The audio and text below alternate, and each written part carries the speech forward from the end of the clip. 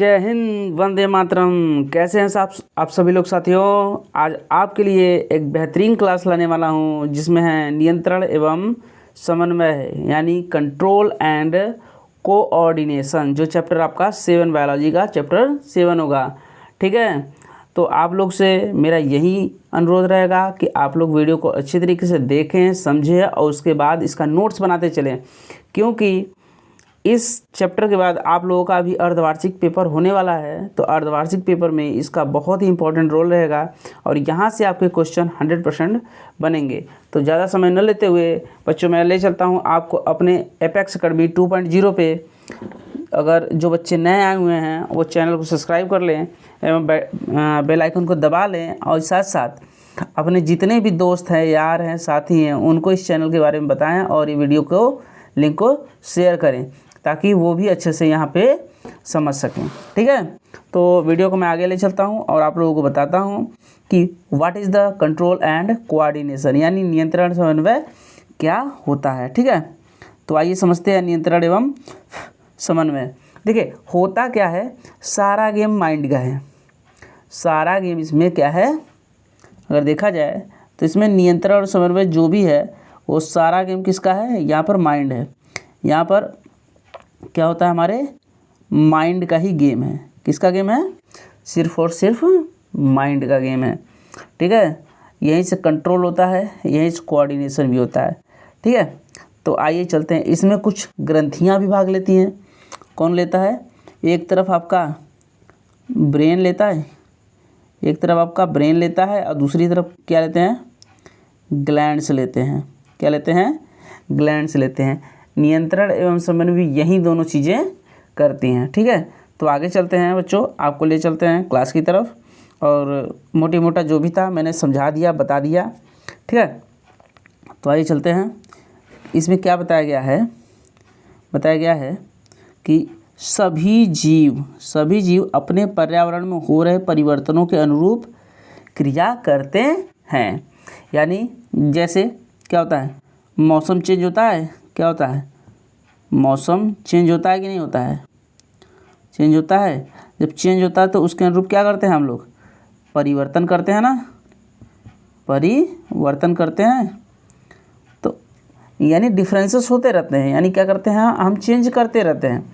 यानी क्या करते हैं, जब भी हमारा पर्यावरण में कोई परिवर्तन होता है तो उसके अनुरूप क्या करते हैं, क्रिया करने लगते हैं। अभी क्या है, इस समय अगर बात करें तो इस समय क्या चल रहा है, गर्मी का मौसम, गर्मी प्लस बरसात। क्या चल रहा है, गर्मी प्लस बरसात चल रहा है कि नहीं चल रहा है। अब धीरे धीरे देख रहे हैं कि ठंड का भी माहौल आ गया है, ठंड भी आ रहा है। तो जब ठंड आ रहा है तो धीरे धीरे हमारे क्या होंगे, गर्म कपड़े निकलना स्टार्ट हो जाएंगे, हमारा माइंडसेट चेंज होता जाएगा, हमारी जो ग्रंथियाँ रहेंगी वो दूसरे हिसाब से अनुक्रिया करना स्टार्ट कर देंगी। यानी हम जो गर्म में अपने आप को क्या कर रहे थे, चेंजेस जो हमारी गर्मी में कपड़े थे उसको धीरे धीरे क्या करेंगे, अंदर डालेंगे। और उसके साथ साथ मेरा जो शरीर है वो क्या करेगा, गर्मी से ठंड के इन्वायरमेंट में कंट्रोल करने के लिए अपने आप को धीरे धीरे क्या कर रहा है, चेंज करना स्टार्ट कर देगा। ठीक है, तो यही सब चीज़ें क्या कहलाती हैं, अनुक्रिया। ये सब चीज़ें क्या कहलाती हैं, अनुक्रिया। ठीक है, चलो चलते हैं, आगे चलते हैं। बताया गया है। और दूसरा, पर्यावरण में हो रहे परिवर्तन। देखो अभी चीज़ें मैंने समझा दिया कि पर्यावरण में हो रहे परिवर्तन जिसके अनुरूप सजीव यानी ठंडी, गर्मी, बरसात, भूकंप आदि चीज़ें जो भी आती रहती है, पर्यावरण में जो भी चेंजेस होते रहते हैं, ठीक है, उसके अनुरूप सजीव क्या करता है, यानी हम लोग क्या करते हैं, जो भी सजीव रहता है, जीवित, चाहे पेड़ हो, चाहे पौधे हो, चाहे जीव हो, उसके अनुरूप क्या करते हैं, अनुक्रिया करते हैं। उद्दीपन कहलाता है। क्या कहलाता है, उद्दीपन। यानी जो चीज़ आती है उसको देख करके उद्दीपन क्या होता है, कोई एक ऐसी वस्तु होती है, एक चीज़ होती है जिससे हम क्या होते हैं, मोटिवेट होते हैं। ठीक है, क्या होते हैं, मोटिवेट होते हैं, उसी क्या बोलते हैं, उद्दीपन। जैसे कि प्रकाश, ऊष्मा, ठंडा, ध्वनि, सुगंध, स्पर्श। ठीक है, क्या है? स्पर्श। ये सब क्या है? एक प्रकार के क्या है? उद्दीपन है, जिसकी वजह से हम क्या करते हैं? अनुक्रिया करते हैं। ठीक है, क्या करते हैं? ये सब क्या है आपके? उद्दीपन। क्या है आपके? उद्दीपन, जिसको देख करके हम लोग क्या करते हैं? क्रिया करते हैं। ठीक है, तो नेक्स्ट चलते हैं आगे। तो फ्रेंड्स, अब बात करते हैं, एक सेकंड, थोड़ा सा आप लोगों का फिगर बढ़ा दें। जंतुओं में नियंत्रण एवं समन्वय, यानी जो जंतु है, जीव जंतु यानी एनिमल, क्या है? एनिमल।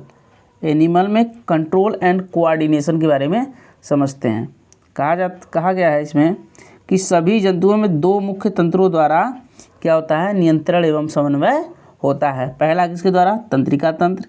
तंत्रिका तंत्र कहाँ पाया जाता है? आपके ब्रेन में पाया जाता है।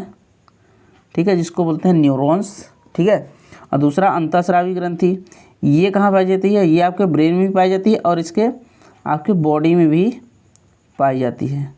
ठीक है, आपके ब्रेन में भी पाई जाती है अंतःस्रावी ग्रंथि, जिसमें कुछ ऐसे ग्लैंड है जैसे पिट्यूटरी ग्लैंड हो गए, हाइपोथैलेमस ग्लैंड हो गए, ये सब कहाँ पाए जाते हैं? आपके मस्तिष्क में पाए जाते हैं। और उसके साथ साथ आपकी अन्य ग्रंथियाँ जो होती हैं आपके बॉडी पार्ट्स में अन्य जगह भी पाई जाती हैं।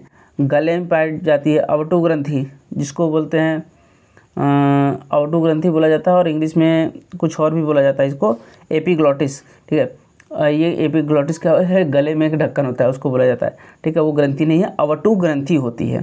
ठीक है, आगे हम बताएंगे, आगे आपको इस ग्रंथियों के बारे में समझा देंगे। ठीक है, जिससे आपके मस्तिष्क में क्या पाया जाता है? हाइपोथैलेमस ग्लैंड पाया जाता है। ठीक है, और उसके बाद पिट्यूटरी ग्लैंड पाया जाता है। ठीक, ये सब चीज़ें क्या पाई जाती हैं? इसमें उपस्थित रहती हैं। ठीक है, तो आइए हम बात करते हैं। और उसके बाद आपका यकृत हो गया, क्या हो गया? यकृत हो गया, पीयूष ग्रंथि हो गई, हाइपोथैलेमस हो गया, पीनियल ग्लैंड हो गया। ठीक है, और उसके साथ साथ क्या हो जाएगा आपका? थायराइड हो जाएगा, जो गले में पाया जाता है। देखो थायराइड, इसको अवटु बोला जाता है ना। गले में क्या पाया जाता है? थायराइड पाया जाता है। ठीक है, तो आइए चलते हैं आपके मस्तिष्क के बारे में समझते हैं, तंत्रिका तंत्र के बारे में। ठीक है, किसके बारे में समझते हैं? तंत्रिका तंत्र के बारे में समझते हैं। ठीक, यानी तंत्रिका तंत्र यानी जिसको बोलते हैं ब्रेन, ब्रेन की कोशिका। तंत्रिका तंत्र क्या है? एक प्रकार की सबसे लंबी कोशिका है। तंत्रिका तंत्र क्या बोला जाता है? दुनिया की सबसे लंबी कोशिका बोला जाता है। इसे क्या बोला जाता है? सबसे लंबी कोशिका, सबसे लंबी कोशिका। ठीक है बच्चों, इसको समझते चलिए और लिखते चलिएगा। सबसे लंबी कोशिका कौन सी होती है? तो ये तंत्रिका तंत्र, जिसको ब्रेन की कोशिका भी बोलते हैं। उसको क्या बोलते हैं? ब्रेन की कोशिका भी बोलते हैं। ठीक, चलो आगे चलते हैं। इसमें क्या बोला गया है? नियंत्रण एवं समन्वय तंत्रिका एवं पेशी ऊतक द्वारा प्रदान किया जाता है। ठीक है, जो कंट्रोल एंड कोऑर्डिनेशन हमारे किसके द्वारा होता है? तंत्रिका द्वारा एवं पेशी ऊतक द्वारा होता है। चलो आगे कैसे होता है बताते हैं। तंत्रिका तंत्र कोशिकाओं या न्यूरॉन के एक संगठित जाल का बना होता है। भाई देखोगे तो ये जाल की तरह दिखाई देगा, जो नीचे आपको दिखाऊं मैं। और यह सूचनाओं को विद्युत आवेग के द्वारा शरीर के एक भाग से दूसरे भाग तक जाता है। कैसे कैसे हम पता करें कि ये विद्युत आवेग की तरह जाता है? जैसे आप कोई ऐसा मोटिवेशन वीडियो देख रहे हैं। कैसा वीडियो देख रहे हैं? मोटिवेशन देखते हैं, और आपके मन में भी होता है मैं भी ऐसा बनूंगा। क्या बनूंगा? मैं भी ऐसा बनूंगा या ऐसा करूंगा ताकि मुझे भी दुनिया जाने। तो आपके शरीर में क्या होगा? आपके सारे रोए खड़े होने स्टार्ट हो जाएंगे। क्या हो जाएंगे? आपके शरीर के सारे रोए खड़ा स्टार्ट होना स्टार्ट हो जाएंगे। और उसके बाद आपके शरीर जैसे अंदर से झुनझुनी से स्टार्ट हो जाएगी। हाँ, जैसे मुझे सचिन तेंदुलकर से भी बेहतर क्रिकेट बनना है, मैं भी चांद पर जाऊंगा, मैं भी ऐसा ऐसा स्पेस क्राफ्ट बनाऊंगा कि दुनिया के सफ़र पे निकल जाऊंगा। सोचते हो ना, इमेजिनरी करते हो ना, तो ये क्या होती है, आपके मस्तिष्क से, हाइपोथैलेमस ग्लैंड से एक हल्की सी वो निकलती है, सूचना निकलती है, अरे वो निकलती है, एंजाइम निकलता है, जो आपको क्या करता है, उसकी तरफ आपको क्या करने लगता है, मोटिवेट करने लगता है, जिसकी वजह से क्या होता है, आपके अंदर भी चीज़ें समाहित होना स्टार्ट कर देते हैं। तो आप क्या होते हैं, उधर उसकी तरफ मूव करने लगते हैं। क्या करने लगते हैं, मूव करने लगते हैं, यानी उसकी तरफ जुड़ने लगते हैं कि मैं भी ऐसा बनूंगा। तो आप क्या करेंगे, वैसी क्रिया प्रतिक्रिया करना स्टार्ट कर देते हैं। ठीक है, तो चलो इतनी यहाँ तक समझ में आ गया होगा। देखो, क्लास में आपको पूरा बने रहना है, तभी आपको चीज़ें समझ में आएंगी। मैं बहुत सारे बच्चों को देखता हूँ कि वीडियो को लाइक कर देते हैं, ऐसे ही 2 सेकंड देख लेते हैं, 5 सेकंड देख लेते हैं, इससे कुछ नहीं होने वाला है। क्योंकि आजकल लोगों को सिर्फ नचनियाँ पसंद है, पढ़ाई लिखाई से कोई मतलब नहीं है। ठीक है, आजकल बच्चों को सिर्फ नचनियाँ पसंद है, अपने भी बनेंगे, दूसरों को भी बनाएंगे। भैया पढ़ लो, उसके बाद नचनिया बनो, चाहे जो मन सो बनो। ठीक है, पढ़ाई लिखाई नहीं किए रहोगे, ऐसे यूट्यूब और व्हाट्सएप के चक्कर में पढ़ोगे, ज़िंदगी हो जाएगी बर्बाद। ना तो रहोगे इधर के, ना तो रहोगे उधर के। ज्ञान है तो हर एक चीज़ तुम हासिल कर सकते हो। ठीक है, चलो आगे चलता हूँ। ग्राही, जिसे बोलते हैं रिसेप्टर, यानी जो लेता है, जो कोई चीज़ लेता है, देता नहीं है, लेता है, उसे बोलते हैं ग्राही। चलो ठीक है, ग्राही तंत्रिका कोशिका के विशिष्टीकृत सिरे होते हैं। क्या होते हैं, विशिष्टीकृत सिरे होते हैं, जो वातावरण से सूचनाओं का पता लगाते हैं। ये ग्राही ज्ञानेंद्रियों में स्थित होता है। अगर बात करें तो ज्ञानेंद्रियाँ 5 प्रकार की होती हैं, आँख, नाक, कान, त्वचा और जीभ। ठीक है, पहला होता है कान, सुनना, शरीर का संतुलन, सुनेगा और संतुलन बनाता है। आँख क्या करता है, प्रकाशग्राही, प्रकाश को देखता है, प्रकाश को ग्राह्य करता है और देखने का कार्य करता है। त्वचा क्या करता है, टेम्परेचर लेता है, ठंडा गर्म को महसूस करता है। क्या करता है, ठंडा गर्म को महसूस करता है। और क्या करता है, स्पर्श को भी महसूस करता है। और नाक क्या करता है भाई, नाक आपका क्या है, सुगंध लेता है, गंध का पता लगाता है। ठीक है, और जीभ क्या करता है, रस संवेदी ग्राही। जीभ कितने प्रकार के होते हैं, 4 प्रकार के होते हैं, 4 टाइप्स के होते हैं, जो चारों प्रकार से क्या करते हैं, 4 स्वाद बताते हैं। क्या बताते हैं, 4 स्वाद बताते हैं। ठीक, उसके बाद स्वाद का पता लगाते हैं। जब स्वाद बताएंगे तो स्वाद का पता ही लगाएंगे ना। चलो ठीक है, ये क्या हो गए, हमारे संवेदी अंग हो गए, जो ग्रहण करते हैं। ये ग्राही अंग भी बोल सकते हैं इनको। ठीक है, तो आगे चलते हैं। तंत्रिका कोशिका, तंत्रिका कोशिका जिसको बोलते हैं न्यूरॉन, यह तंत्रिका तंत्र की संरचनात्मक एवं क्रियात्मक इकाई। देखो ये ऑप्शनल क्वेश्चन बन जा सकता है। क्या कोशिका यानी न्यूरॉन्स, न्यूरॉन्स यह तंत्रिका तंत्र की संरचनात्मक एवं क्रियात्मक इकाई होती है।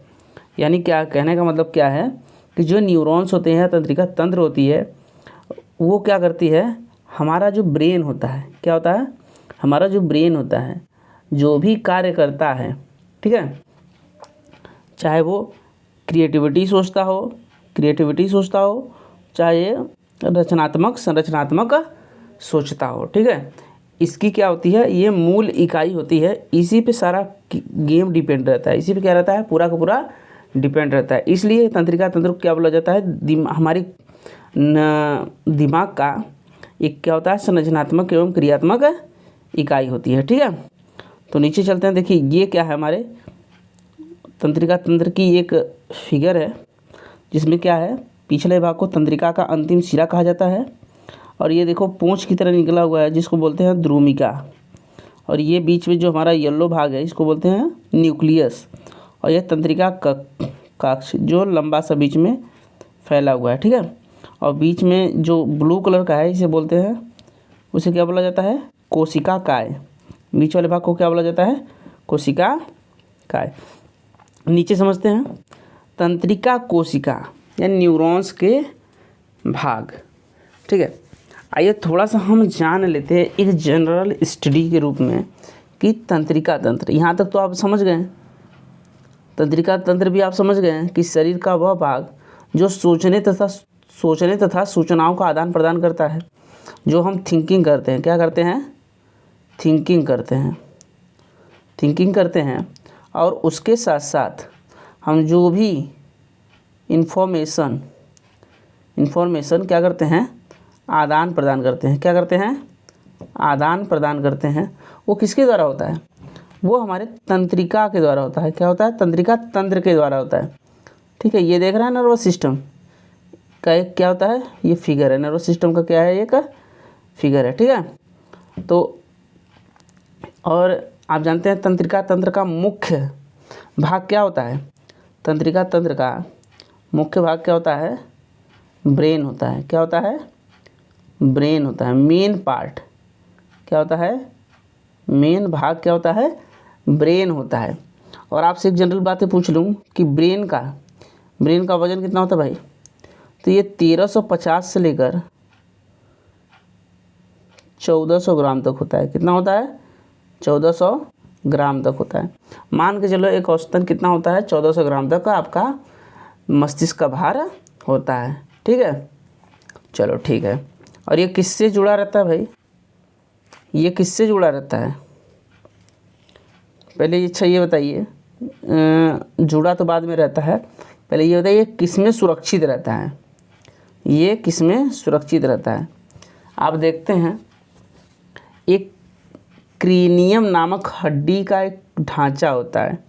क्या होता है, एक मिनट, क्रेनियम नामक क्या होता है, हड्डी का एक ढांचा होता है। उसी के अंदर क्या रहता है, हमारा मस्तिष्क यानी ब्रेन सुरक्षित रहता है। ठीक है, तो आइए आगे चलते हैं। इसमें कुछ चीज़ें दी गई हैं जो बताया गया। द्रुमिका जो क्या है, ये आपके जो निकला हुआ पार्ट नहीं है, जो थोड़ा सा निकला हुआ पार्ट है, जो इधर ये फैला हुआ है, इधर एक मिनट थोड़ा सा गड़बड़ हो जा रहा है, इधर ये फैला हुआ है, ये वाला पार्ट, ये वाला पार्ट, तो इसको क्या बोला जाता है, इसको द्रुमिका बोला जाता है। इसको क्या बोला जाता है, इसको द्रुमिका बोला जाता है। ठीक है, इसको द्रुमिका बोला जाता है। ठीक है, बताया गया है कोशिका काय से निकलने वाली धागे जैसी संरचना, ये अगर देखा जाए तो हमारी क्या है, कोशिका काय है। जो भी ये ब्लू वाली है, ये ब्लू वाला पार्ट क्या है, ये कोशिका काय है। ठीक है, अब कोशिका काय से ही निकला हुआ क्या है, द्रुमिका। तो बताया कोशिका काय से निकलने वाली धागे जैसी संरचना जो सूचना प्राप्त करती है, क्या करती है, इन्फॉर्मेशन प्राप्त करती है, इसे क्या बोलते हैं, द्रुमिका। द्रुमिका का कार्य क्या है, सूचना प्राप्त करना। और किसके द्वारा सूचना प्राप्त करती है, द्रुमिका के द्वारा। हमें कोई भी सूचना मिलता है तो किसके द्वारा मिलता है, ये द्रुमिका के द्वारा मिलता है। ठीक है, और उसके बाद कोशिका का ये जो ब्लू वाला भाग है, ये कोशिका का कहते हैं। प्राप्त की गई सूचना विद्युत आवेग के रूप में चलती है। यानी जो भी हम इंफॉर्मेशन प्राप्त करते हैं वो किस आवेग में चलती है, तो वो करंट के वेग में चलती है, यानी विद्युत आवेग में चलती है। ठीक है, और उसके बाद तीसरा क्या है, तंत्रिकाक्ष, यानी जिसको बोलते हैं एक्सान। ये वाला भाग जो है, ये वाला पूरा यहाँ से यहाँ तक क्या बोलता है, एक्सान। यह सूचना के विद्युत आवेग को कोशिका काय से दूसरी न्यूरॉन द्रुमिका तक पहुँचाता है। मतलब क्या करता है कि जो तंत्रिका कक्ष होता है, ये तंत्रिकाक्ष होता है, यह क्या करता है, एक द्रुमिका से, एक कोशिका काय से दूसरी न्यूरॉन की द्रुमिका तक पहुंचाता है। यानी कहने का मतलब कि ये सीधा सीधा बोल रहा है, ये क्या बोल रहा है, एक मिनट, ये सीधा सीधा बोल रहा है कि कोशिका काय से, ठीक है, कोशिका का ये बीच वाला पार्ट जो ब्लू है वो क्या है, कोशिका का है। कोशिका काय से दूसरी न्यूरॉन की द्रुमिका तक पहुंचाता है। ठीक है, न्यूरॉन के माध्यम से एक द्रुमिका से दूसरी द्रुमिका तक पहुंचाता है।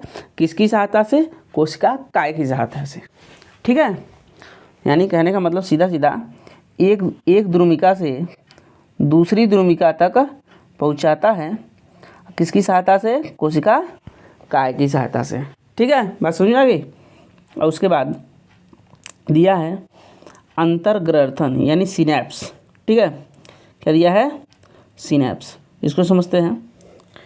यह तंत्रिका के अंतिम सिरे एवं अगली तंत्रिका कोशिका की द्रुमिका के मध्य का रिक्त स्थान है। जैसे ये बता रहा है, तंत्रिका का अंतिम सिरा क्या है? तंत्रिका का अंतिम सिरा। यह तंत्रिका के अंतिम सिरे एवं अगली तंत्रिका के द्रुमिका के मध्य का रिक्त स्थान है। यह विद्युत आवेग को रसायन संकेत में बदल देता है। ये क्या करता है? विद्युत आवेग को क्या कर देता है? रासायनिक संकेत में बदल देता है। ठीक है, रासायनिक संकेत में बदल जाता है, जिससे आगे संचरित हो सके। यानी जो भी इंफॉर्मेशन है, अगर वह विद्युत आवेग में नहीं बदलता है तो वो चीज़ें क्या होंगी? एक प्लेस से दूसरे प्लेस में नहीं जाएगी। यानी कहने का मतलब एक तंत्रिका तंत्र से दूसरी तंत्रिका तंत्र यानी न्यूरॉन्स पास नहीं पहुंच पाएंगी। ठीक है, तो ये क्या करता है? रासायनिक रूप से रासायनिक संकेत में बदल जाता है। जो विद्युत आवेग है वो किस में बदल जाता है? रासायनिक संकेत में।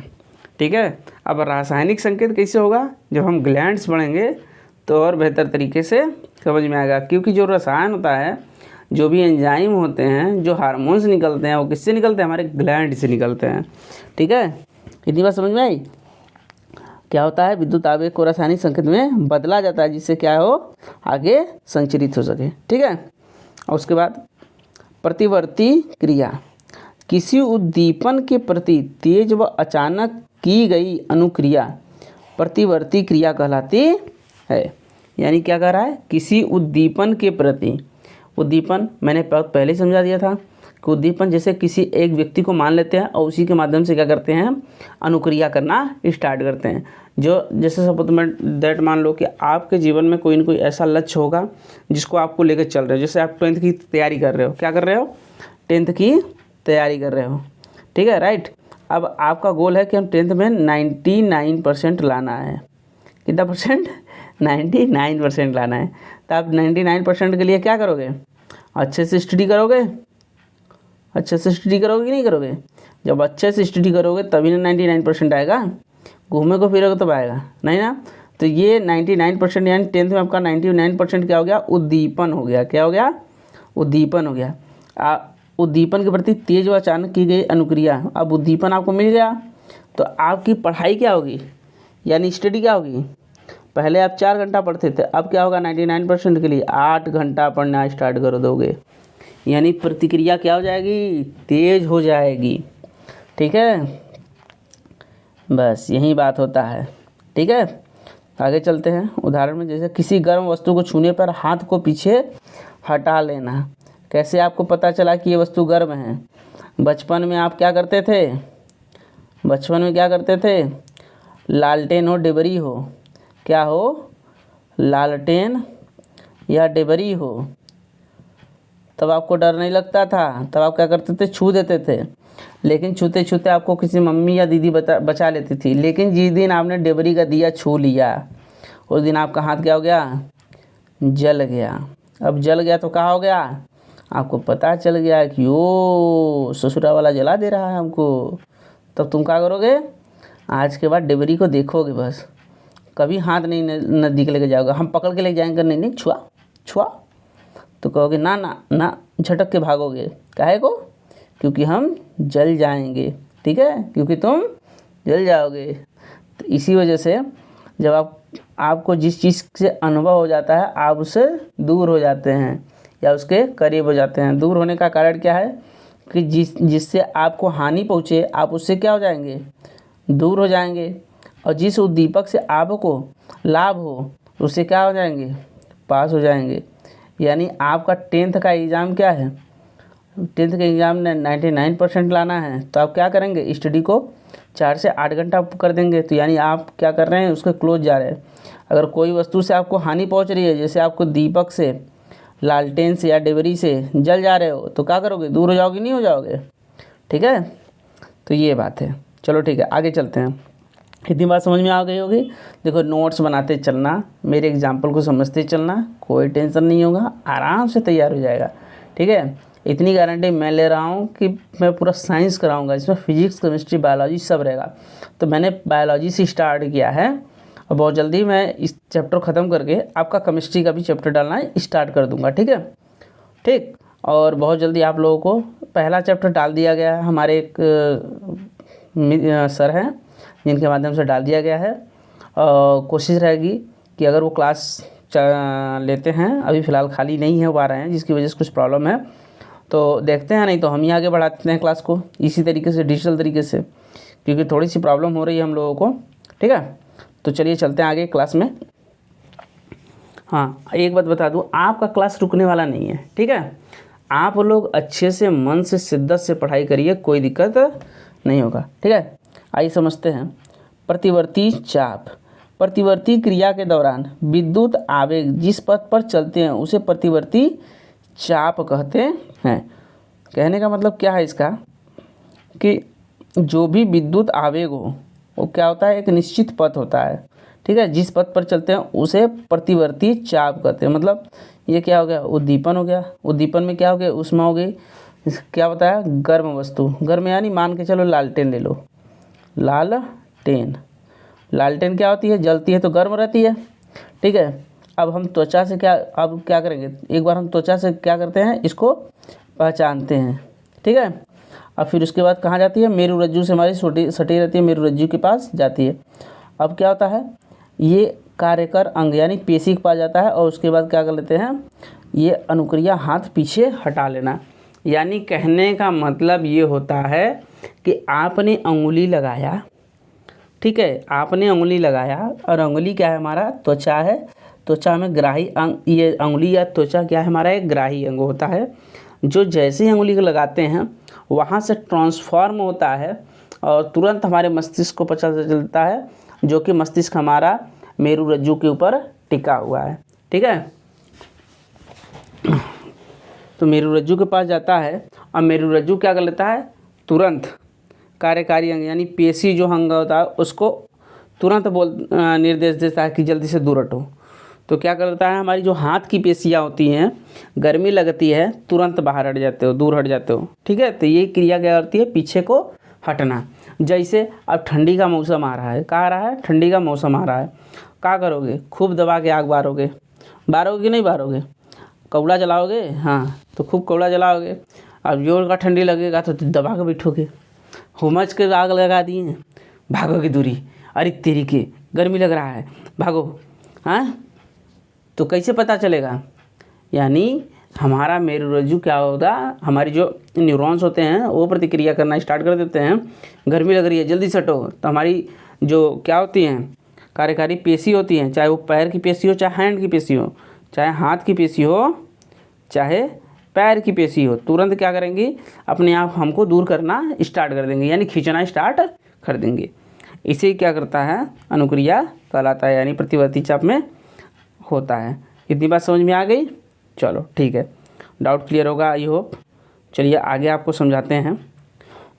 बात करें तो अनुक्रिया, ठीक है, अनुक्रिया यानी जो आप क्या करते हो, अनुक्रिया करते हो, ये कितने प्रकार से देखी जा सकती है, तो 3 प्रकार से आपको देखने को मिल सकती है। एक ऐच्छिक अनुक्रिया, एक अनैच्छिक अनुक्रिया, एक प्रतिवर्ती क्रिया। ठीक है, ऐच्छिक क्रिया, ऐच्छिक क्रिया क्या होती है, ये मान के चलो कि आपका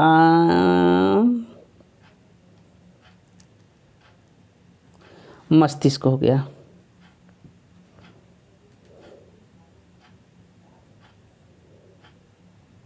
बन नहीं पाया भाई, ये क्या हो गया, आपका मस्तिष्क हो गया। मान लेते हैं, मान ले, बन नहीं रहा है मेरे से, चलो थोड़ा सा देखते हैं, थोड़ा सा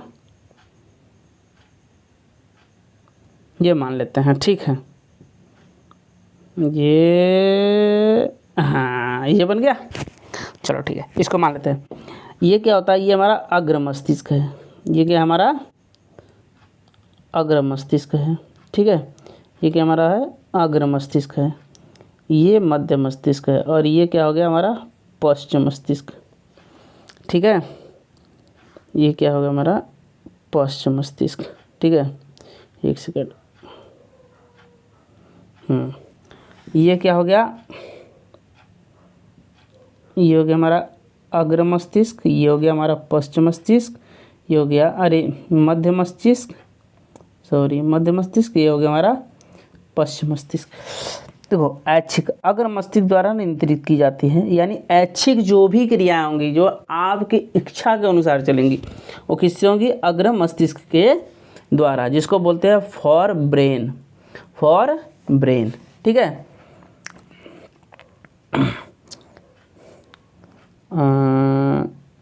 ठीक। अनैच्छिक यह मध्य एवं पश्च मस्तिष्क द्वारा नियंत्रित की जाती है।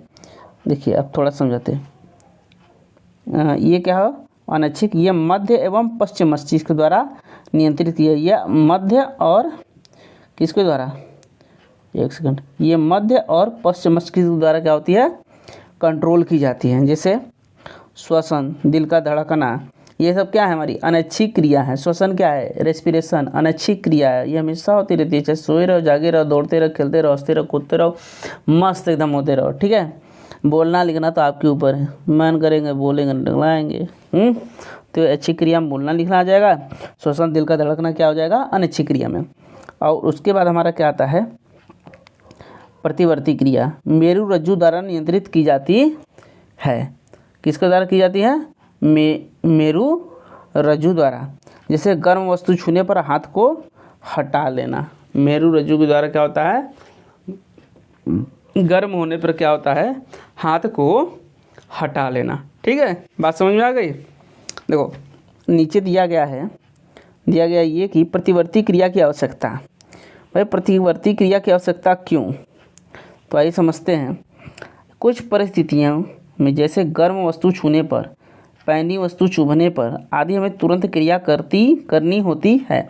जैसे आप तुरंत आप जैसे आग लगी, आपको हाथ आम जैसे डिबरी में, या मान के चलो दरवाजे में दब गया, तुरंत आप क्या करोगे, हाथ हटा लोगे, नहीं हटा, तुरंत क्रिया करते हो, माई बाबू चिल्लाने लगते हो, चपा कली महादरी मैया रे, अरे बप्पा रे, जन्मा परनमा गहल ले, चिल्लाते हो नहीं चिल्लाते हो, चिल्लाते हो, हटाते हो। कभी कभी क्या हो जाता है, चापाकल में दब जाता है तो क्षति पहुंच जाती है। अगर डेबरी नहीं हटाओगे तो क्षति पहुंच जाएगी, नहीं पहुंच जाएगी, कभी कभी क्षति भी पहुंच जाती है, तब जाके हाथ हटता है। तो यह अनुक्रिया क्या कहलाती है, मस्तिष्क के स्थान पर मेरु रज्जु से उत्पन्न होती है। यानी ये मस्तिष्क से नहीं बल्कि मेरु रज्जु से होती है। क्या होती है, मेरु रज्जु से उत्पन्न होती है, जो जल्दी होती है। मेरु रज्जु क्या करती है, ब्रेन क्या करता है थोड़ा स्लो, लेकिन मेरु रज्जु क्या करती है, बहुत फास्ट आपको काम कराती है। क्या कराती है, बहुत फास्ट काम कराती हैं, इसको बोलते हैं सेरेब्रम। ठीक है, मेरु रज्जु क्या करती है, आपकी बहुत फास्ट काम कराती है। ठीक है, चलो ठीक है, नीचे चलते हैं, जो आपको देखते हैं ये पर क्या बताया गया है, बताइए गया है कि मानव तंत्रिका तंत्र, ह्यूमन क्या है, ह्यूमन ब्रेन सिस्टम, यही ह्यूमन नर्वस सिस्टम क्या होता है, केंद्रीय, इसको दो भागों में बांटा गया है, केंद्रीय तंत्रिका तंत्र और परिधीय तंत्रिका तंत्र। केंद्रीय में क्या आ जाएगा, आपका मस्तिष्क, मेरु रज्जु। ठीक है, मेरु रज्जु बहुत फास्ट काम करता है, अभी मैंने बताया। फिर उसके बाद परिधीय, जो कपाल तंत्रिका, मेरु तंत्रिका, मस्तिष्क से निकलती है, जो मेरु रज्जु से निकलती है। ठीक है, इसको जब आप फिगर देखोगे तो फिगर अब बहुत आसानी समझ में आ जाएगा। बाकी आज का क्लास आपका यहीं पे ख़त्म हो गया है। ठीक है, मैं नेक्स्ट क्लास आपको नेक्स्ट डे लेकर आऊँगा और चीज़ें आपको समझ में आ जाएंगी। ठीक है, तो क्लास को बहुत अच्छे से देखिएगा आप लोग, क्योंकि आपको ऐसी क्लास यूट्यूब पे कहीं नहीं मिलेंगी। मैं आपको बता दे रहा हूँ, मैं जो भी पढ़ा रहा हूँ आपके बोर्ड की एग्ज़ाम की अकॉर्डिंग पढ़ा रहा हूँ, आपकी क्लास की अकॉर्डिंग बना रहा हूँ, और आपके साथ साथ आपके नोट्स के अकॉर्डिंग पढ़ा रहा हूँ, ताकि आप लोग क्या कर सको, नोट्स बना सको। तो आपका चैप्टर जो था नियंत्रण और समन्वय का, आज फर्स्ट क्लास था, जिसमें आप कल आपको मॉर्निंग में आराम से आपको ये प्रोवाइड हो जाएगी, और आप लोग आराम से यहाँ पर पढ़ लीजिए और नोट्स बनाते चलिए, ताकि आपको एग्ज़ाम के समय आपको इधर उधर दुनिया भर की प्रॉब्लम्स को झेलनी ना पड़े, और आसानी से इसको 1 घंटे में आप खोल करके रिवाइज कर सको। ठीक है, लास्ट में मैं आप लोगों का जब बोर्ड एग्ज़ाम होने वाला रहेगा तो आपके 1 से 2 हफ्ते कंटिन्यू मैं आप लोगों का क्वेश्चन पेपर कराऊंगा। ठीक है, जिसमें आपके लघु उत्तरी, दीर्घ उत्तरी, विस्तृत उत्तरी और उसके साथ साथ ऑब्जेक्टिव क्वेश्चन भी रहेंगे। ठीक है, तो आज की क्लास बस इतना ही।